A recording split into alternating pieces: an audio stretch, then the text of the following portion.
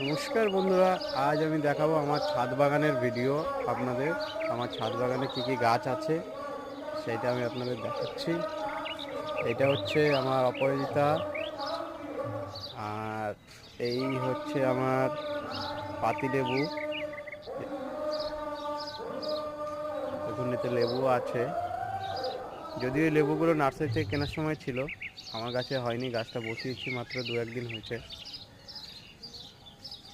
এইটা হচ্ছে জবা, এই হচ্ছে সবেদা। সবেদা গাছে কিছু ফুল এসছে, এই যে সবেদা গাছে কিছু ফুল এসছে।